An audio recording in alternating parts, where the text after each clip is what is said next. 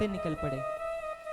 उन महात्मा जी की संतान श्रृंगी ऋषि जो एक तालाब में स्नान कर रहे थे, उन्हें किसी ने आकर बताया कि आपके पिता के गले में राजा परीक्षित ने मरा हुआ सर्प डाल दिया है, आपके पिता का अपमान किया है, तो क्या आप उन्हें दंड नहीं देंगे?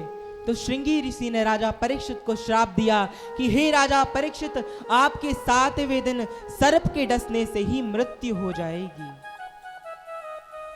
राजा परीक्षित को जैसे ही पता चला कि मेरी 7वें दिन मृत्यु हो जाएगी, अब सोचिए,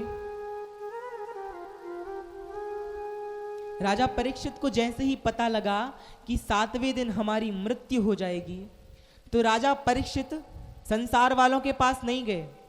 राजा परीक्षित कहां गए? संतों के पास गए। क्यों? क्योंकि राजा परीक्षित ये अच्छी तरह से जानते थे कि संसार वालों के पास जाऊंगा तो ये व्यथा की बातें करेंगे, लेकिन संतों के पास जाऊंगा तो वो मेरा कल्याण कर देंगे। बंधु, ये सत्य बात है कि हम सबकी मृत्यु तो निश्चित है। देखिए, हमारे जीवन में हम क्या कर पाएंगे ये निश्चित नहीं है।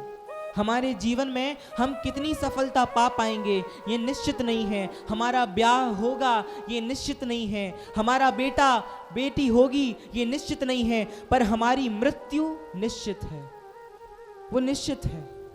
इसीलिए राजा परीक्षित को जैसे ही पता लगा कि हमारी मृत्यु होने वाली है, राजा परीक्षित निकल पड़े भगवान की प्राप्ति के लिए।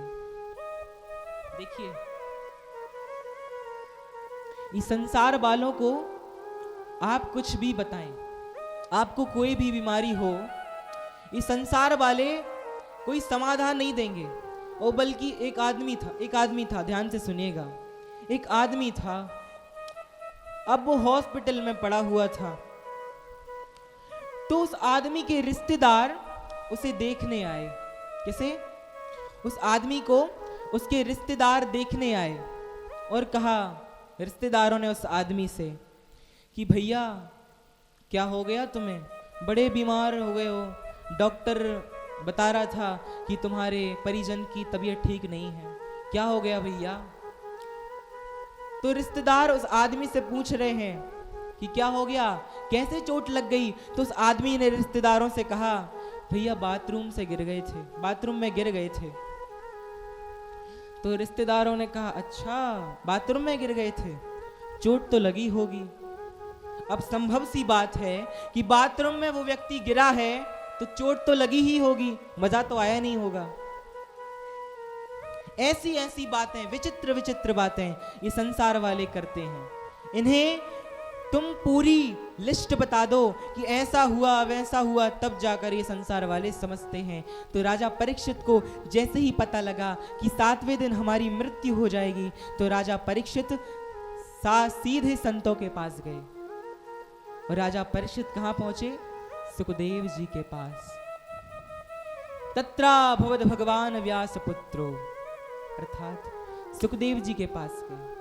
और राजा परीक्षित ने सुखदेव जी से कहा, हे महात्मन, मेरी 7वें दिन मृत्यु हो जाएगी, ऐसा कोई कारण, ऐसा कोई कार्य बताइए जिससे मेरी मृत्यु आने से पहले मुझे भगवान का दर्शन हो जाए।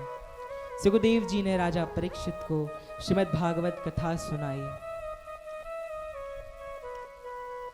और जैसे ही 7वें दिन राजा परीक्षित ने श्रीमद् भागवत की कथा श्रवण की, राजा परीक्षित के लिए स्वयं ठाकुर जी विमान लेकर आए।